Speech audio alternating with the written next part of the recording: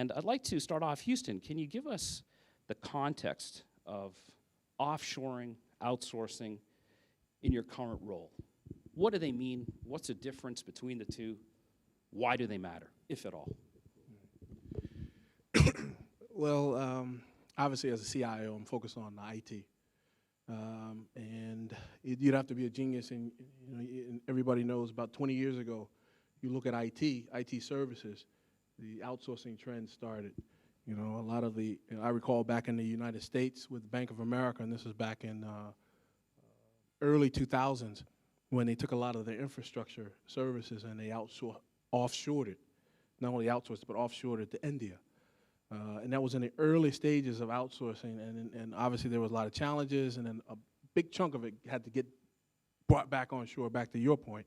Sometimes you don't really fully estimate the impact on the organization and the peripheral organization, and you end up having to bring in these functions back on shore, re-insource, so to speak.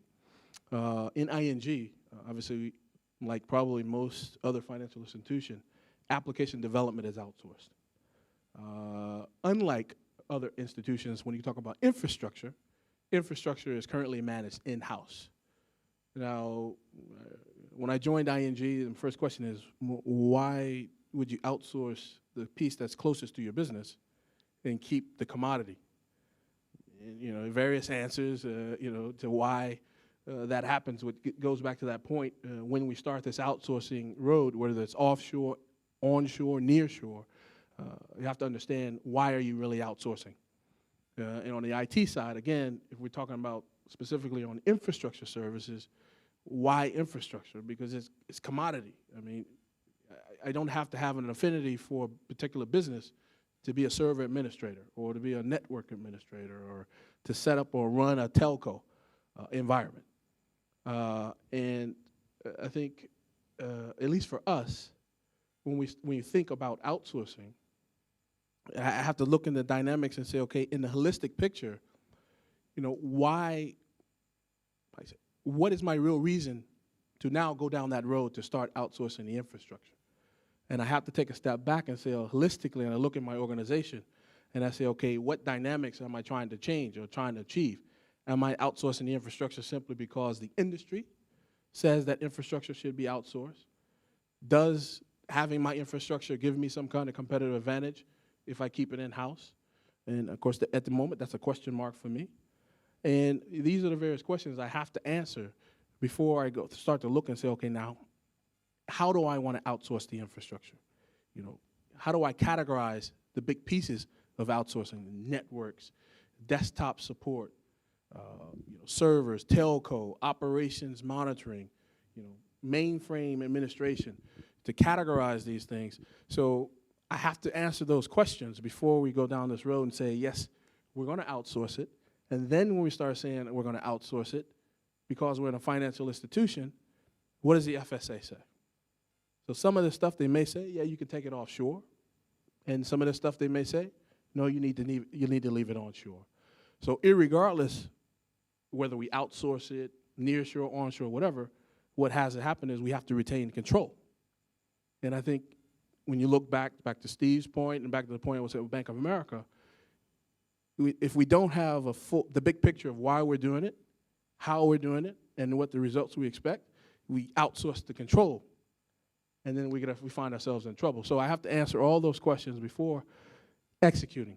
It's still a viable option. I think it's still a direction that we're going to go in, but I just got to answer those questions, and I got to be comfortable with those answers. And my boss, the CEO, has to be comfortable with those answers before we go down that road. Thanks, Houston. Edward? All right, well, I've sort of got two different scenario experiences from this. One is with my current firm, Amway, and we started in the finance space. The other one, which I don't know if we'll have time for later on, but was at Shinsei, where I sort of inherited an existing outsourced situation, and sometimes that can be as interesting or frustrating, choose your word, as starting from scratch. But let me focus on the Amway one because that's what I've been asked to talk about. So When I joined the firm in 2010, there was already some activity in other regions of the world, but not out here in Asia. And there was a strong desire to, beginning with the finance function, create shared service centers somewhere within Asia Pacific to serve the Asia subsidiaries. I'll say one of the things that is important to think through as a company, as a management team, when you get into this, very early on, and Amway probably hadn't done it enough before they started to, launch these initiatives in the Americas and Europe, was, do you really want to offshore, or do you really want to nearshore? And there are different pros and cons of that. And if you're really going to offshore, are you looking outside, or are you looking at something captive? And there again, there are pros and cons of that. And I'm not sure there's necessarily a perfect answer to any of those, but all of them require, just as Houston was sort of implying, that you need to understand the process you're trying to move and how much of it you can move and how much of it has to stay where it is because it's a source of what your customers value in you. So, for example, from a finance point of view, it may be you can move a lot of bookkeeping and, transactional accounting to some, offshore location or nearshore location like a Hokkaido or Kyushu. But there may be other things, for example, in our case, paying incentive bonuses to our distributors where there's a really sensitive customer touch issue involved. And you have to think differently about, do I need to keep that in Tokyo? Can I put it somewhere else? Is there a customer service aspect where I need language? If so, does accent matter? I can get Japanese in Malaysia. I can get Japanese in North China. But is it going to be customer service level Japanese? And how does that impact my business? So there are a lot of issues like that to think through. We ended up going with a regional captive, in other words, Amway owns it, center. We did it in Southeast Asia, in KL. We chose KL for reasons that were really not economic. And that's one of the other sort of myths about this is, some companies, particularly senior executives like our bosses who may not have done this before, will be looking to outsource because they think it's going to save a lot of money. And you're already laughing, so I know you've been down this road. But and sometimes that can be true, but that should not be the reason for starting the project. And in our case, at Amway, we had no regional structure. So the company really had headquarters and 58 different individual companies in different countries. And one of the purposes of trying to do these shared service centers and wanting to make them captive was for process standardization of accounting rules and practices and how things got done, more than it was the economics of it. We were already profitable. We didn't need to make extra profit out of it. And in fact, the KL Center will about break even on a steady state basis. But the additional benefits in terms of process control and centralization and standardization have benefits across the business processes that they're supporting. So finance was sort of one track. We got the center built out and then started looking for other functions to go in there. And this will get to something else that's important is you can never pull this off without a lot of very senior management support. And in our case, our corporate CFO in the US was really pushing this. And not everyone else was in terms of the other functions. But he wanted to go ahead with it and kind of prove it could work, show the success of it, and then get other people interested. IT is unique enough that we kept that as a separate separate project track, if you will. And so the finance center, we've put in some procurement and logistics planning. We've put in some HR benefits, and other things that had similar business processes, which you have to consider in terms of how you cross-train people, the labor pool you're going after, the countries you're supporting, and so forth. IT was a bit different in that we could look outside the firm and be thinking more of real, outsourcing to a third party rather than just sort of pooling, Amway assets on a regional basis. So different tracks, different, and the different functions had different goals. And that's part of, the person's responsibility who kind of sits and spans across this from a PMO point of view is, you have to keep an eye on the agendas of all your constituents and make sure that you harmonize them. Otherwise, you'll have just a mess. But that's sort of where we are. Edward, I'd like to get into the aspects of the design of the solution and the implementation and then the monitoring of benefits shortly. For those of us who are new to the concepts of outsourcing and offshoring, I think it would probably help if we get a grasp of what's the trigger.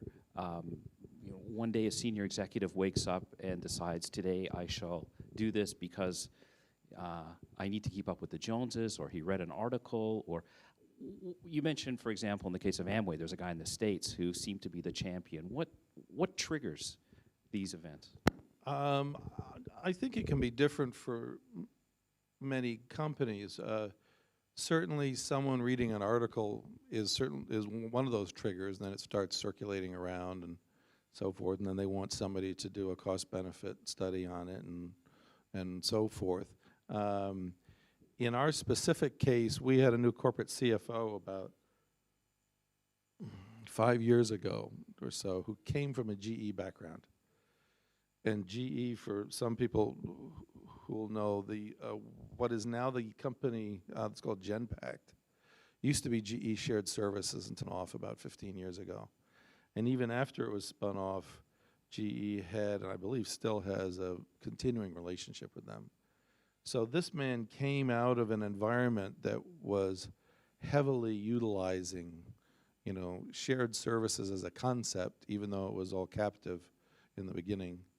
And the whole idea of sort of pooling like business processes regionally was something that just over his career he had developed a lot of passion about.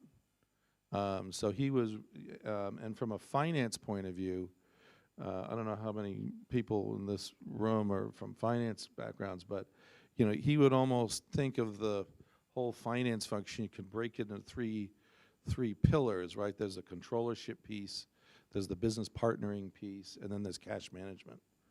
Well, what do you need close to the business, and what do you don't need to be close to the business?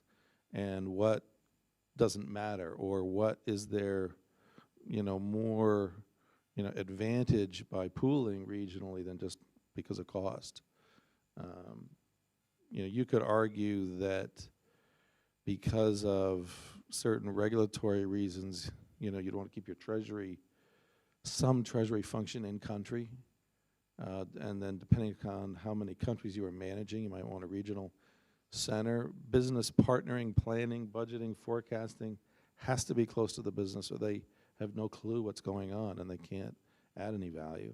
So you want to keep them on the ground and probably embedded in your business unit. Controllership can be anywhere in the world, anywhere in the solar system. And the more you can collect together, the easier it is to keep it standardized and to do your testing and your auditing and everything else. You said, what about you? What were the triggers in your organization to undertake these initiatives? So the easy one is always a discussion around CapEx and OpEx. It's moving from fixed costs to variable costs. But in actuality, the reality is sometimes it's politics. In my past, I've seen literally where people have executed multi-million-dollar outsourcing agreements because they wanted to facilitate some kind of change in the organization that they couldn't do if it was captive. I've also seen, where you have a type of organization. In my previous organization, where it executed outsourcing of application development because it wanted to break a particular cycle in terms of how the delivery life cycle was being managed at that time to facilitate, again, a change in the organization. So I think the reasons why people go to outsourcing or look at outsourcing can be many. And to the point, I don't think it's always necessarily the financials that really drive it. But obviously everybody's thinking, okay, it's really, how can I move from a more fixed cost point of view to a more variable cost point of view? In your particular case, because you're the CIO, were you the fellow who had the light bulb go off and say, I want to push ahead on this? Or was it sparked by home office in Europe? Where did it come from? I think what's, for me, is around my strategy, around how I build a strategy for IT. And one of my pillars in IT strategy is sourcing. And in sourcing, it's not only outsourcing, but it's also insourcing. It's also vendor management. It's also consulting. So I look holistically. What kind of skills do I need? Where do I need to deploy them? Where do I need to hire them? Where can I outsource it? Where can I buy it? Because we're at a point now where you look at the proliferation of cloud. And by all trends, right now we're at a 5 billion industry. If you look at Europe alone, it's 5 billion US per annum. And it is moving, it is advancing at light speed to the point where even the Ministry of Information in Japan is saying, they're putting out regulations that says if you're using the cloud, you should manage it as an outsourced managed service. So as we're moving into these ventures where it's infrastructure as a service, it's applications as a service, and remember what I said on the application side, that was the piece that was closest to your business. But now we're pushing that into the cloud, and so now that's moving a bit further away, and it's almost becoming commoditized. Right? So in that strategy, I had to say, okay, as I said, what are the pieces I want to keep close to me? What are the pieces where I want to have a service, where I can, so to speak, have a neck to choke if something happens? Where do I want to have some thought leadership in a space because maybe it's niche, for example, gamification or iPad application development. I'm an insurance company, I'm not a software development company. So I need a vendor in that space not a vendor, I changed that, a partner in that space who knows my business, they understand my model, they understand my strategy, who I can feed, who can deliver the business benefits that I want to achieve. So the short answer is, based on my IT strategy, one component in there involves outsourcing parts of the infrastructure. Now, what shape and form that takes, it depends. Because there are certain parts of the infrastructure, I may go to a local provider which is onshore. In some parts, I may say, you know what, it can sit in China, it can sit in Dalian. And there are some parts, like you said, to your point, stick it in Hokkaido, data centers, for example. We know it's cold in Hokkaido, so I can save on my data center costs. So it depends, how I categorize it, how we piece it together, how we structure it. But the whole thing that's holding it together is the overall arching strategy. So I know what I'm outsourcing, I know why I'm outsourcing, I know what I'm going to get. But the most important part is if I need to get out, I know how to get out. And that's one of the biggest challenges when you go into outsourcing. There's no back out clause. And I've been stung by that where, if you want to get out of this agreement, it's going to cost you $1 million. So $1 million to walk away and then try to figure out how you're going to do it again. So again, walk in with your eyes wide open, know the strategy, know where it fits in, and again, know how to get out at a certain point. Edward, knowing the strategy, as COO, you have quite a few functions that roll up to you. You've got logistics, supply chain, IT, finance, procurement. You mentioned earlier on, one of the criteria is proximity to the business. How close is a function to the business? What other criteria did you consider when you went through all your corporate functions, and which could and could not be good candidates for pushing out? What are some of the criteria that you looked at? Well, I think one of them, and this would kind of relate to the IT space actually, but one of the discussions we had was, is a certain technology or the infrastructure for it part of our future or part of our past? So, for example, we have, customers can place orders through their mobile phone devices, right?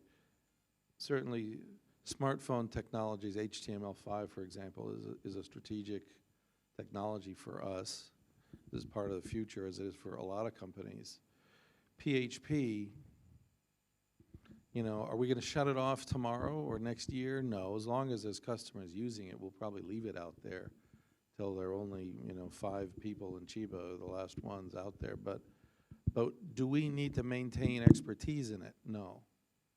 So in some cases, that was a selection criteria to say, okay, can we find a partner who can kind of manage our legacy PHP applications for us, and just sort of, gradually until it burns off and dies, and then we don't have, we're not trying to use what are ostensibly precious headcount in our headquarters to maintain that skill set internally, and we can use that, those people for other things. So that was something that we looked at. I think the other thing we looked at was speed, and where I'm onto it, that is that the more you outsource, and by this I mean to a partner rather than to a captive site, the more you are getting into the third-party vendor management business, and the more important that skill is to your company's success.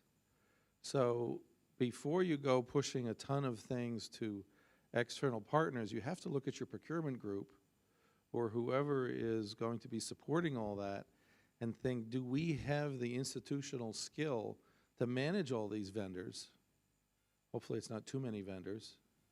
And if not, what do we, where are our gaps and what do we need and how do we fill them in, and what kind of roadmap makes sense for that? That may drive how fast you can outsource things from different functions.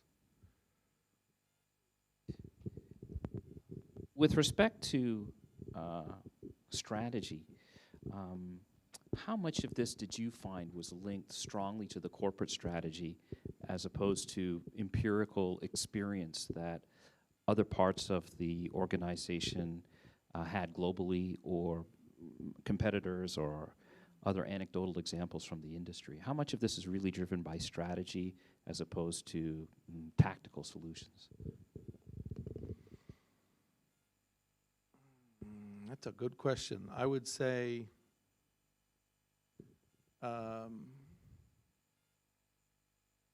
not so directly linked to strategy, except that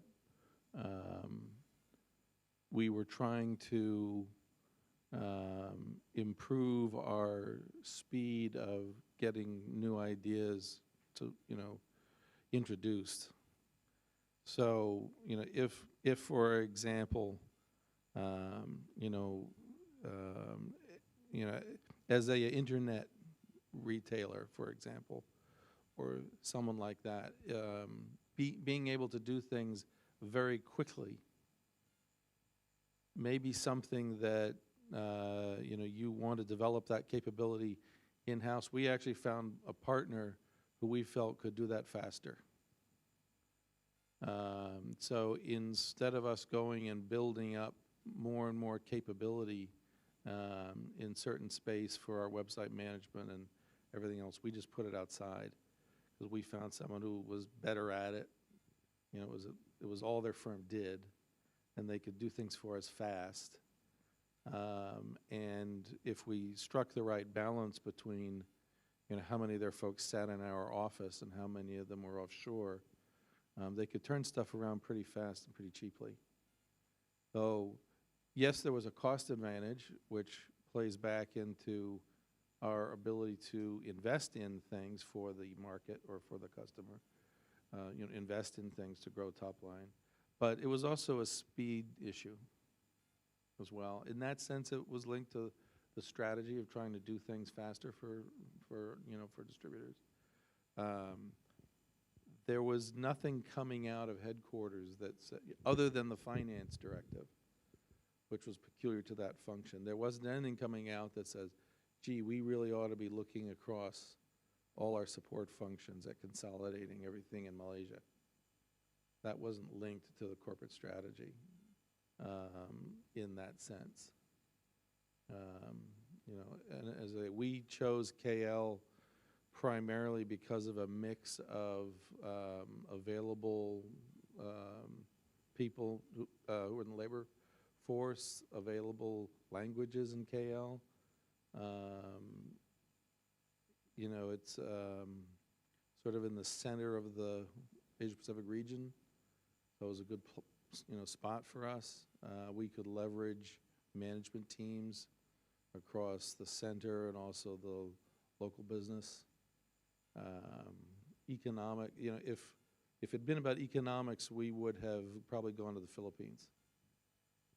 But if we'd gone there, it would have been English only. Interesting, because I think a lot of people believe that this approach is primarily one to drive down costs, hitting the bottom line. But in fact, there seems to be a great opportunity to hit the top line revenue through greater capital efficiencies. Can you comment on that from your experience? Would you say that these initiatives affected both the bottom and the top line growth too? I would say they certainly can. I mean, one of the ones that's still ongoing is on our supply chain side. So, you know, we used to have 4 distribution centers here in Japan. They were underutilized primarily. I closed 2 of them. Now there are 2, Hachioji and Kobe. There's a very large facility in South Korea, just across the bay from Fukuoka. We're looking at how do we leverage that better? You know, how can we leverage, you know, that in terms of a staging area for North Asia that has fewer stockouts, so customers, you know, can, you know, are, how should I say, so that they are less likely to place an order for something that's out of stock, and we don't have to maintain excess inventory across the region. So that's both a cost play and it's also a serviceability play. And you can extend that to a business continuity topic as well, right? Because if the warehouse in South Korea can support us as a staging area and, you know, bottle labeling and other things, which they're already doing for Southeast Asia, you know, could they also be backup center for Hachioji? That's more of a cost thing because it would mean we could close the second site in Kobe.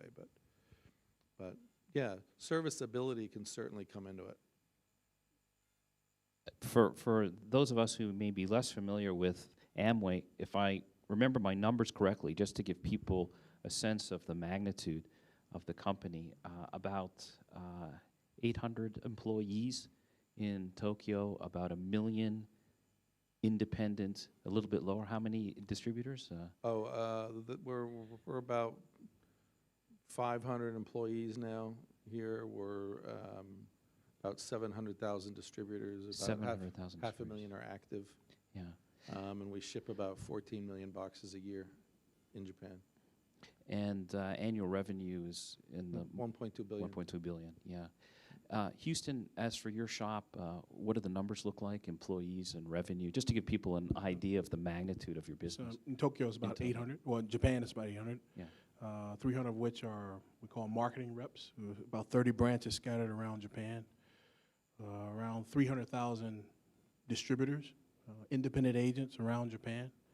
And profits probably somewhere in the neighborhood around 280 million a year. Mm-hmm. Okay. And part of the global ING And group. part of the which is- global yeah. ING. Yeah. Houston, when you decided on good candidate initiatives, projects, you had, I suppose, some very well-considered reasons, and you advocated that these things should be done. tell us about the arguments against it. I'm sure that people didn't chime in and say, absolutely, let's follow you in this noble quest. I'm sure that there were opposing voices. What were some of the reasons that people opposed? With respect to outsourcing? Yeah, your initiatives. To be honest, I can't say people are opposed to it. I think when it comes to IT, there's this natural assumption that IT can be outsourced. And I think in some ways, if anybody working in IT, you know what I mean, you're the one to blame. You can never deliver what the business wants, and when you do, it's always slow and it always costs too much. And I think when I talk, again, I go back from a strategy perspective. For me, it's how do you unlock that locked capital that's sitting in your fixed costs? For me, it's OpEx and CapEx. So for example, as I said, if I go to outsource my infrastructure, I can unlock 50% of the infrastructure spend. And if I say I give half of that back to the company as a savings, and I take the other half and I invest it in innovation and moving quicker to adapt to the business, building a mobile infrastructure, adapting to the cloud a lot better, I can start to meet the business need and the business demand a lot faster. I have this saying, I say, we've gotten to the point with the business where I say, this is not Burger King. And everybody knows Burger King's motto is you can have it your way. But having it your way is a cost. There's a cost to that. And I want to be more like McDonald's. A hamburger is a hamburger, but that hamburger is going to be built in a fixed cost that we can manage, that we can put SLAs around, that, when the expectation is you're going to get a hamburger, the hamburger is going to be this and it's going to cost this. So the same on the types of services we provide.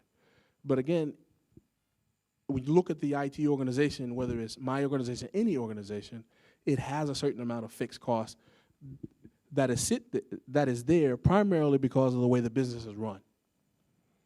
And again, like I said, if you go to the business and say, okay, I'm going to outsource a service desk, they may or may not say something. But if you say serve administration, I don't care, right? But if I say I'm going to go and outsource our contact management solution that is also sitting on the server, I don't care. I'm going to also outsource the IVR and the CTI and the PBX. I don't care. Then I say, well, you know what? I could go to somebody like Genpact, and they'll take the call center too. So not only are we talking about that fixed cost in the infrastructure, but I'm also talking about that additional cost or that savings opportunity from a business operations perspective. So for me, if I'm talking purely infrastructure and purely IT, there's no pushback. But when I start to push upstream and say, let's unlock all that other potential, that other savings, then you get the pushback. You get the he and hawing. What are those other savings that you're referring For to? example, in insurance, for example, claims management. The FSA is not going to let you move that offshore. But they will allow you to do some claims handling offshore. They're not going to allow you to do underwriting offshore, but they will allow you to do some underwriting, processing, and so forth and so onshore. So back again, when you look at these functions that this technology is enabling and start to understand how do I decompose that and then, again, categorize it and say, okay, this can go here, but guess what? This piece can also go here. Now, the real reason I think you get the pushback and it doesn't happen is because it will cause a transformation in your organization. It does. I mean, that's what it does. It means you got to change the way you manage your business. You might have to look and say, rather than having one procurement person, maybe we need to have one procurement plus per functional area, a vendor manager who manages outsourcing services. But I think, again, as cloud expands, I think that's where we're going to go. We're going to end up there. In some shape or form or fashion, that's where we're going to end up. When you say moving upstream and you're talking about BPO and processes, of course, there are people who are executing those processes. And in financial services, we are familiar with legions of back office clerks who are essentially pushing paper in support of a business process that may be highly optimized, but perhaps not necessarily going in the right direction. This entails a different set of conversations now because when you're talking about efficiencies, what you're really talking about, at some point, you have to fire people. Well, not necessarily. I think when we look at outsourcing today, I mean, you got two options, right? You can fix it and then outsource it. And there are companies now, you can say, well, you know what? I know it's broken, but take it and take the people and then and structure your contract in such a way, your agreement in such a way, where the savings and the optimization that they will achieve, you will also receive some of those savings over a 3 or 5 year period of time. So it could be, it's just what I call a rebadging exercise. So, you know, you talk about moving from OpEx to CapEx. I think it's the same thing when it comes to people. You know, I go back 10, 15 years in financial services. You had a lot of people who worked on the infrastructure in banks, in security firms. Well, those people are still, who wanted to stay on infrastructure, they're still working in infrastructure, but they're working in a technology company, right? So in some sense, I guess it's just, you're kind of trading places. You know what I'm saying? You're trading seats. Practically, do you see that happening? It's already happening. I mean, if you look at, I pick on them because I just recently visited their shop in Dalian, Nissan. I think Nissan has outsourced their HR. I think Pfizer has outsourced big chunks of their finance. So it's already happening. I think it's slow. And the biggest part, again, I think it's politics. It's politics because, you know, if I'm the head of operations, I kind of got my empire the way I want it, and I don't want to dismantle it. I don't want to look at outsourcing. I don't want to have to go and tell people, you know, we're going to consolidate functions, we're going to standardize, you know, we're going to move functions to Hokkaido or, you know, or Dalian or wherever we're going to move them to. The people don't want to go through that process. Edward, in your situation, whenever people raise the topic of outsourcing or offshoring, I think a lot of employees get a red flag and they say, geez, is my job going to be made redundant? Am I going to be replaced by, you know, a group of guys in the Philippines or what have you? Can you walk us through those human aspects and you know, some of the challenges that you may have encountered dealing with that and the solutions, maybe in fact busting myths along the way, that there's a difference between perception and reality? Sure. I mean, I think when we started the finance project at Amway Japan, this was something that there was a discussion with HR very early on, like, how early do we communicate? Do we tell people sort of what's going on, that there's a project underway, you know, a year ahead of time? Because it takes about that long to figure out where you're going to do it and do all that, especially if you're going to build your own site. There is a fairly long lead time even before you start doing process splits and everything. And we decided to do that. We decided to, you know, just be very open.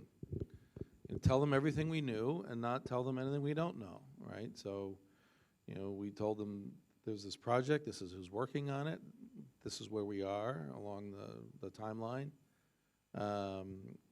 We have no idea what country it's going to be yet. That's currently what we're working on, et cetera, and gave them updates on kind of a quarterly basis.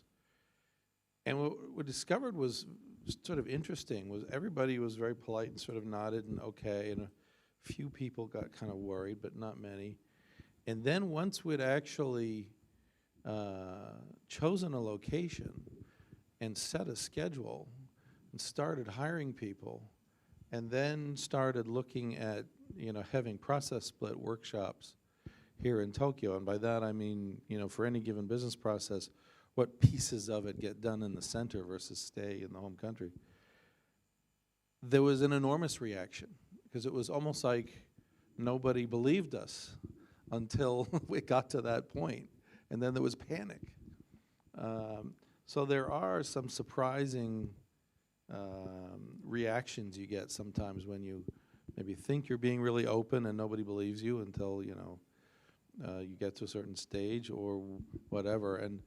And I think one of the things to be prepared for is the range of human emotion, right? We had a couple people in the team who actually came up and volunteered and asked if they could apply for any management positions in the center.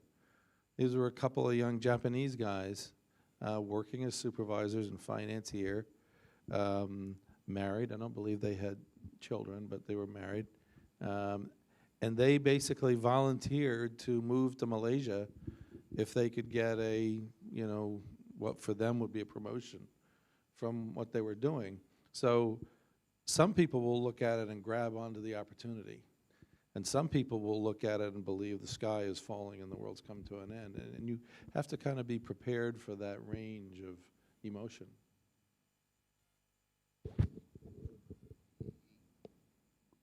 With respect to the human factor, there's one highly vocal camp which says, generally, this is a bad thing. It's not in the interest of a good company and a company that is socially responsible to do this. They say that people are losing their jobs, it's affecting families, there's a tremendous amount of trauma, all for the bottom line profit. The other argument is, well, no, we're using capital in a better way. In fact, we may be able to become more prosperous and more profitable, which benefits everybody. When you encounter those kinds of arguments, especially the ones that kind of vilify the pursuit of profit and the economic reasons, how do you handle that? What we found was most people were pretty reasonable if they felt that they were being dealt with reasonably. And what I mean by that is if there was a good reason for what we were doing. Now, the challenge at Amway was the company was already extremely profitable. So, you know, at Shinsei, when we were doing stuff with the GE CF Japan subsidiary that we had bought, that was the middle of the banking crisis. So there was a profitability sort of imperative that people could latch on to. And even if they didn't like it, they understood it. Amway was different because we were very profitable. So we had to turn it into something where they understood that the capital being freed up which in a finance function, essentially human capital more than anything else, is getting reallocated towards the growth side of the company rather than the operational side of the company, which is a bit more abstract and it's harder for some people to sort of grab onto. But, you know, and there were people who were offered jobs on the sales side of the business or the customer service side of the business who had come from previous careers at accounting. Some people can make that jump. Some people discover that they are sick and tired of being buried in a back room somewhere or a back office function, and they like getting out and sort of in the sunshine with customers and talking to the public. Other people don't because they're just not comfortable with it. It's not them. But you have to find something that passes the logic test, the sniff test, the test of if somebody gave me this as a reason, would I accept it?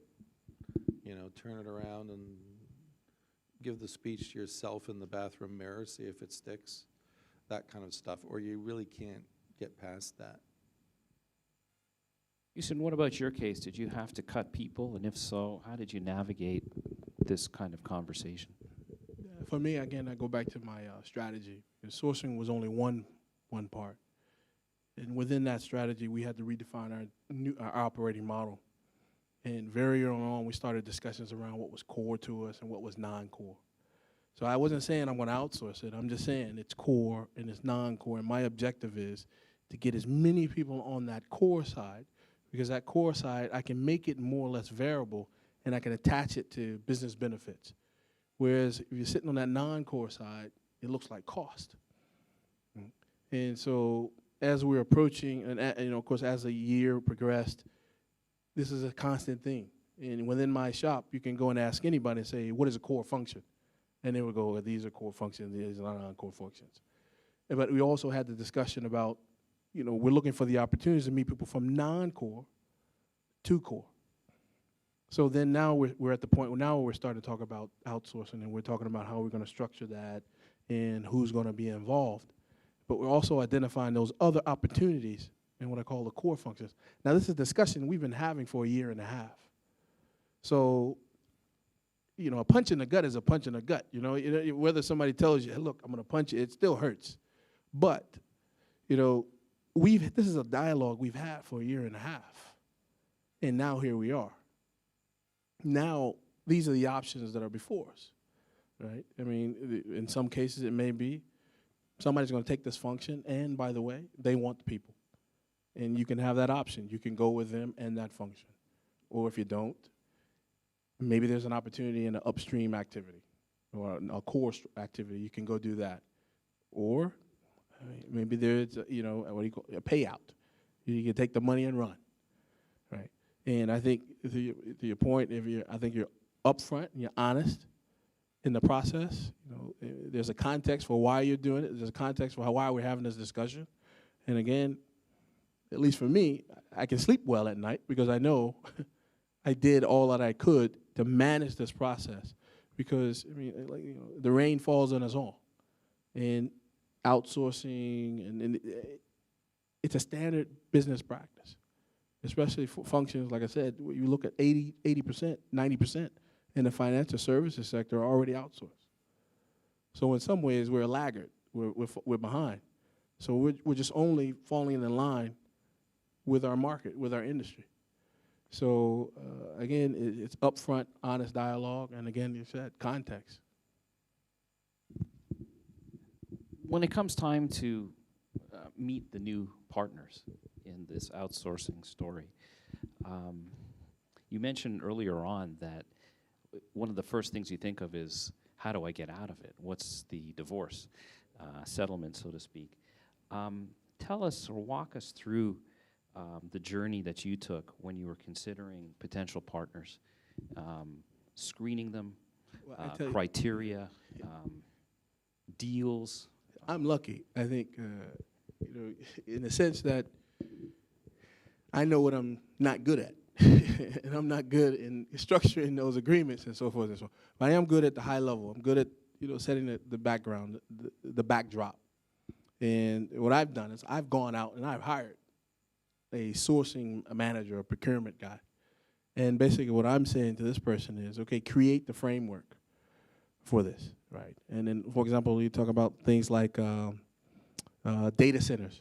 Obviously, data center is going to have a minimum 5-year contract, right? Because, there's initial investment, you have to recoup the investment, and it generally takes place over 5 years. But then you look at things like asset management, deployment of desktops and so forth and so on. Maybe that life cycle is 3 years because it's adjusted to the life cycle of the hardware and so forth and so on. But it's just going that one level below rather than just saying, I'm going to outsource desktop management. So that's why I said even in the outsourcing, frame, there's going to be parts where you're going to have to say, this piece has to be structured this way. And then when I get in bed with these guys, how do I get out if the service is not to where I think it should be? And it needs to be as painless as possible. Right? As I said before, my current outsourcing agreement to get out, it cost $1 million US. It's a kind of capability that you think that you want to build in-house, or is it wiser to depend on external experts to help you shape the deals, help you identify the best partners, help you make the separation agreement so you don't get into trouble? I think, the days of the big deal probably are done, right? Globally, you look at the big global multinationals, those big deals, they're more or less done. So depending on where you are in your organization, for us, I see we need somebody for roughly 2 years. And that's to negotiate, structure, and arrange and deliver the big deals. And then after that, it's, modify, enhance, it's, a change here, change clause, add a clause. And then you don't need, you don't need that kind of person, I don't think. But at least until you get the big pieces, the big monetary pieces out of the way, structured correctly, you're happy with them, you need somebody. And maybe you're right. I mean, you need somebody externally. You bring them into your organization, and then let them execute it. What about in your case, Edward, when you were selecting vendors and you had your selection criteria, and then you went into the deal structuring, so forth? Is that Well, say in our case, the only place we went external to of the company on an extended basis was in IT. And in that space, I'm trying to how to make this sound diplomatic. Our roadmap to what's the right word? Roadmap to efficiency. Our roadmap to where we wanted to be was sufficiently long. I had no hesitation to go hire somebody. I think, particularly negotiating contracts that are that sensitive and that core to the company's ability to execute, I wouldn't want to hand it to a third-party negotiator that wasn't going to have to stick around and have skin in the game on a longer-term basis. It was also just a matter of that there were other changes I wanted to make within my IT management team at the time anyway. So I could, in terms of replacing those people, I could include this as a skill I was hiring for. I think the toughest part about all that is, it takes, or at least it took us, maybe we're just slow, but it takes a year to 2 years to really get a good working relationship with that vendor, depending upon what they're doing. And get them, in a sense, trained on what your hot buttons are, what your service level needs are. I mean, you can put it all on paper in a contract, but that's only one part of it, right? The other part of it is, who are they assigning to your team? Do you have a role in the hiring process on their side? Do you have the right to, thumbs down someone that they want to put on your team and all that kind of, what's the process around that? In the process of doing that and then doing a couple of smaller projects to get them going, both your vendor and you will learn a lot about each other. And I think that's really important part of the process. And it takes time. So for that reason, I think it's advantageous to have somebody in-house that has to stick around, that's, the buck stops with them, if you will, if there's a vendor relationship issue. You can combine it with another role. They don't have to be a dedicated procurement person. But I think you want that person where you can reach out and touch them, and you can look them in the eye, and you can go to Dalian with them if you need to, and it's better if they feel committed on a longer term basis.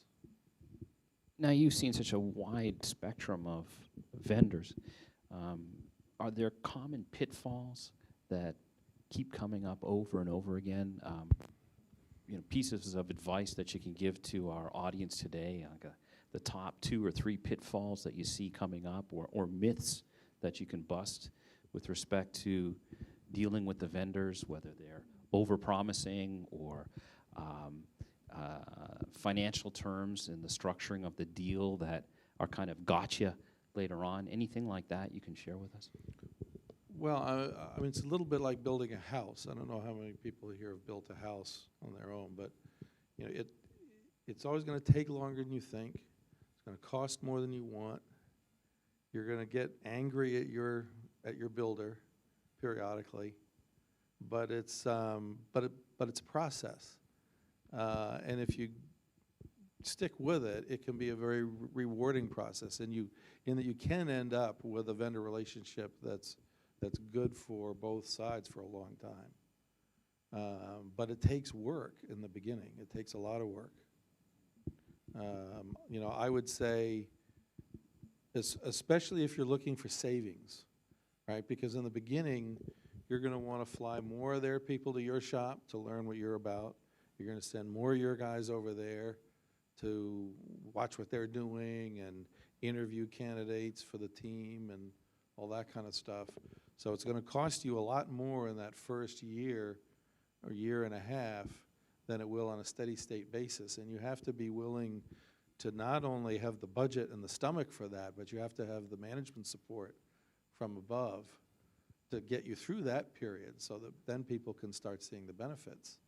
You know, think of it this way, right? If you have a new software developer vendor relationship and it takes about a year, year and a half to really get tightly synced up on how you do project management and everything else, and then you give them that sort of big project you'd always wanted to give them that's going to get a lot of visibility back in your company, that might be 2 years, 2.5 years after you started talking to them before your boss sees that big win. So you have to be willing to think that way and manage it and manage expectations within internally to your own organization. I don't know what you. For me, I think it make it simple. Based on experience, the big thing is, you know, say when you do the look to outsource, there's many reasons. And you have to understand why you're outsourcing. But your partner or vendor, you have to understand what is their motivation as well. Because there's some vendors you're going to do partnerships with, it's to make money, pure and simple. And they're looking for every angle to get more money out of you. But then there are vendors who are looking for long-term partnerships, right? Maybe they're looking at ING, for example, and they say, if I am a good business partner with ING Japan, there's an opportunity I can leverage for ING Korea, or ING China, or ING Europe. And of course, when those times happen when you have to move fast, it is something new, and you just need a little bit of flexibility from your partner. And there's a difference between a vendor and a partner. A partner is going to step into that space and then they say, okay, we'll work out the details kind of later, right? Because it's a long-term partnership. You win, we win, and vice versa.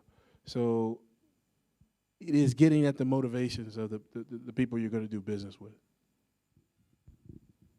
Houston, when it's all said and done, how do you measure success? Well, the easy answer is, are you meeting my SLAs? But I think the more nuanced answer is, again, do I have a partner, right? As a CIO, I mean, what I found as a CIO, that the changing landscape is forcing many changes on you. I mean, now companies have chief digital officers. You know, everybody right now with iPads, anybody can do anything. They develop an iPad application, so everybody knows something about IT. So, and at the same time, the changing dynamics of business and CIOs, you have to move more into the operations. You have to have a better understanding of finance. So when I have a vendor, a partner, I need somebody to pick up that slack. Because when I talk about me, I'm talking about the IT organization. You can't be everywhere. You can't sit on top of every innovation. You can't sit on every type of changes that are happening in the technology landscape or in your environment, in the industry, in the market. But for whatever reason, there's always this guy in finance or operations who found this new great way to do something, and they're looking for the opportunity for you to say, we can't do it. Or we can do it, but it's going to take 8 months, 9 months, and it's going to cost X amount. And then, of course, they're going to show up and say, oh, I just go to the Tune Store, and I can download it, boom, it's done. Why can't you guys do that?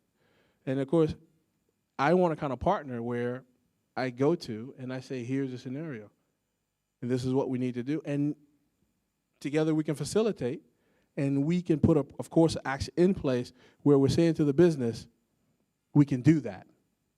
And not in a matter of years, not in a matter of 6 months, 8 months, but we can do it in 3 to 4 months. Right. So for me, again, it's having a partner that I can go to in crunch time. Thanks, Houston. Edward, how about you? How do you measure success? Think of it in terms of, are we able to do something that we wouldn't be able to do if we hadn't started this, whether it's outsourcing project or whether it's a BPO partnership or whatever else, IT partnership. Does it enable us to do something we couldn't otherwise do, either as quickly or cost effectively? That's quite an interesting perspective, because I guess a lot of people would simply say, hey, am I saving money? Is my profitability up? But you're looking at it more in terms of opportunities and opportunity cost and that perspective. Yeah, I mean, remember, as I said back in the beginning, our finance shared service center in KL doesn't necessarily save Amway money. There are other benefits, but it doesn't necessarily save Amway money. And actually, that can become a sort of holy war, if you will, internally about whether or not to do the project. Because there will people who will say, if you're not saving money, what's the point? Or there'll be countries that want to use that as an excuse not to participate. So, you know, in our case, for example, KL's general cost of living and wages are higher than Thailand. They're higher than, you know, Indonesia. So we had organizations, country organizations say, well, we don't need to participate because you're going to raise our cost of doing business. But then Japan and Korea and Malaysia would scream, but then we have to cover the fixed overhead absorption that you're not covering because you're not part of the project. So, you know, then you need senior management really from a global level or regional level to step in and kind of referee and say, what's the best thing for the company on a net basis? Or back to your question, are there benefits beyond, you know, does this benefit Thailand in a way other than just cost? So you are several years into these initiatives. What's the last word? Does it work? Is it working? It is working. That's the good news. It took longer to stabilize the processes than we expected, so that's something also to keep an eye out for. And that also costs money because that's more people and plane trips and hotel rooms and everything going back and forth. But yeah, all in all, I would say it's fulfilling the business objectives that we originally carved out for it to do. I think now the organization is a point where it's saying, okay, now we have this thing. Is there a way we can leverage it better? Maybe by expanding its scale or scope so that the economics get better. And that could mean expanding it across more functions. It could mean really attacking the business processes themselves within the center to be able to do those with fewer people. And then in which case, you know, how do we utilize those people we've been training for the last 3 years, you know, on a different process or something like that. So I think, you know, I would call us at what would be like stage one steady state. And steady state, I think, kind of has a stepwise series of things. You know, you get it working, fulfilling the original objective, and then you've got a lot of thinking to do about what do you want to do with it next. Because there are ways to leverage these centers in lots of different capacities. Do we start doing it for other people? That's one, right? If you don't have scale, and this was a big argument we had internally, you know, I always like to say, if I had been king, I wouldn't have done it the way we did it. I would have looked for a third-party partner because our center's not that big. So, you know, when I went and I toured other centers, like a Nestle center in the Philippines, they had 40,000 people in one center.